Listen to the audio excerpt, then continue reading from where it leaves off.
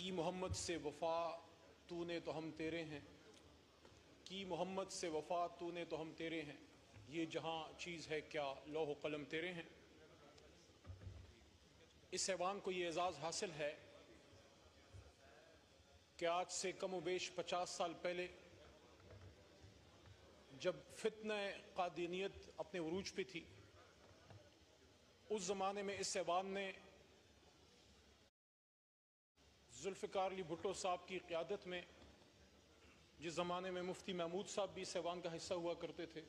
और जय्यद उलमा भी और हम जैसे आम सियासतदान भी और उस वक्त के नॉन मुस्लिम माइनॉरिटीज़ भी, एक कानून पास हुआ और अल्लाह के करम से उसके बाद उस कानून में कादियानियत को और कादियानियों को नॉन मुस्लिम इनकी गैर मुस्लिम करार दिया गया। और फिर इस ऐवान को तकरीबन 50 साल बाद फिर यह एजाज हासिल हुआ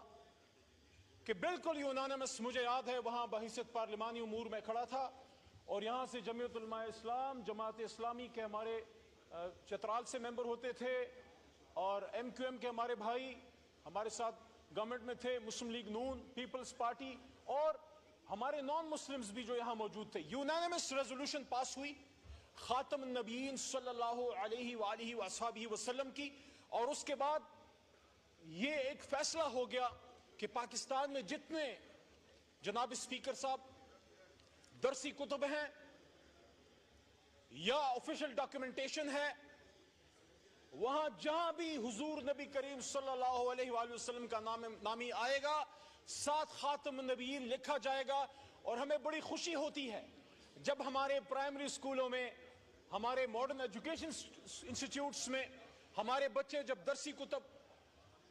वो खोलते हैं तो वहां हुजूर सल्लल्लाहु अलैहि वसल्लम के नाम के साथ खातम नबीयीन लिखा होता है। ये इस ऐवान का मुश्तरका एक एजाज था जो आज से चंद साल पहले अल्लाह ने हमें नसीब किया। अल्लाह के 100 नामों के नीचे ये जो फैसला आया है, इसके हवाले से मैं सूरह अहज़ाब की आयत जो हामिद रजा साहब ने भी पढ़ी, मैं दोबारा पढ़ना चाहूंगा कि मा काना मुहम्मदन अबा अहदिम मिन रिजालिकुम वलाकिन रसूलुल्लाह व खातमुन नबिय्यीन व काना अल्लाहु बिकुल्लि शैइन अलीमा। ये बच्चों के लिए है कि वो इसको याद कर लीजिए कि अल्लाह ताला गवाही दे रहा है, अल्लाह ताला अपने कुरान अज़ीम शान में गवाही दे रहा है कि जब अभी आदम की तख्लीक नहीं हुई, क्योंकि कुरान लोहे महफूज में आदम अलैहिस्सलाम की तख्लीक से अरबा अरब साल पहले मौजूद था, तो हुजूर नबी करीम सल्लल्लाहु अलैहि वसल्लम की खत्म नबूवत की गवाही अल्लाह बुजुर्ग बरतर आदम अलैहिस्सलाम की पैदाइश से भी, जब अभी तक कोई एक नबी भी नहीं आया, वो गवाही दे रहे हैं। और हुजूर नबी करीम सल्लल्लाहु अलैहि वसल्लम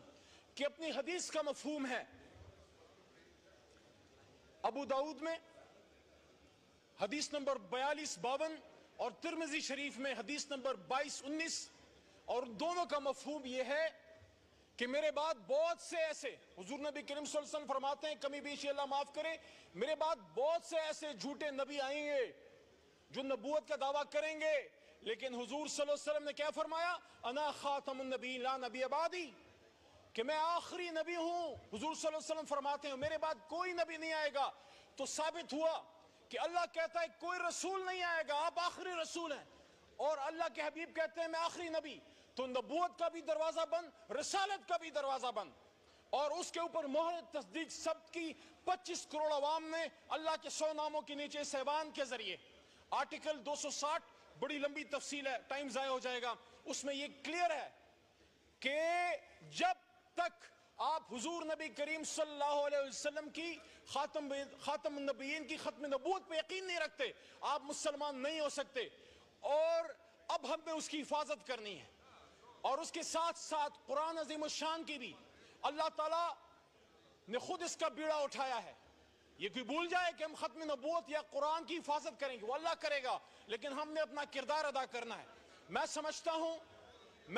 हूं कि ये जो फैसला सुप्रीम कोर्ट की तरफ से आया है, छोटा मोटा वकील हूं, मेरे ख्याल में इस ऐवान को पुरजोर मुतालबा करना चाहिए अपनी सुप्रीम कोर्ट से कि सुप्रीम कोर्ट में भी हमसे ज्यादा गुलामान रसूल मौजूद हैं, उनको हमसे ज्यादा हुजूर नबी करीम सल्लल्लाहु अलैहि वसल्लम से मोहब्बत है और उनकी खत्म नबूवत की हिफाजत के लिए हमसे ज्यादा कुर्बानी के लिए तैयार होंगे। लेकिन इस फैसले से इबहम पैदा हुआ है, इसलिए जरूरत इस अमर की है जनाब स्पीकर साहब कि जिस तरह मेरे मोहतरम हनीफ अब्बासी भाई ने बात की है और जिस तरह हामिद रजा साहबजादा साहब ने गुफ्तगू फरमाई है और जिस तरह लॉ मिनिस्टर साहब ने बात की है,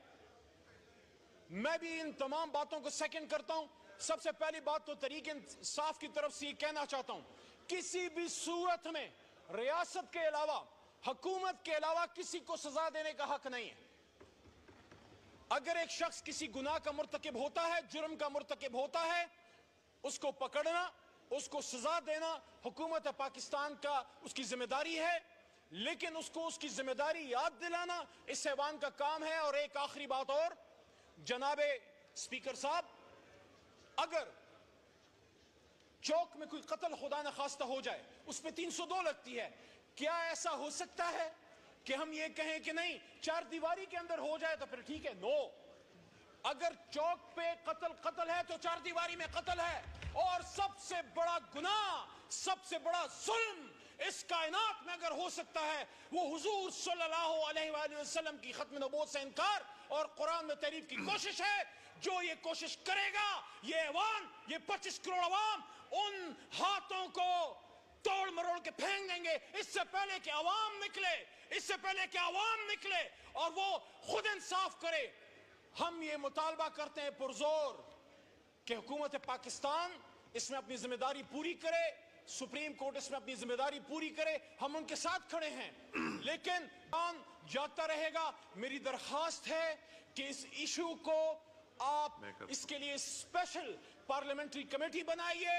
उसमें सेनेट से मोहतरम मेंबरान को लाइए, उलमा कराम को बैठाइए, हमें मौका दीजिए और वो पार्लियामेंट्री कमेटी तब तक अपनी मीटिंग्स करती रहे और तब तक वो कमेटी अपनी ड्यूटी करती रहे जब तक सुप्रीम कोर्ट अपने इस फैसले पे नजरसानी नहीं कर लेता। बहुत शुक्रिया, बहुत शुक्रिया। कादिर पटेल।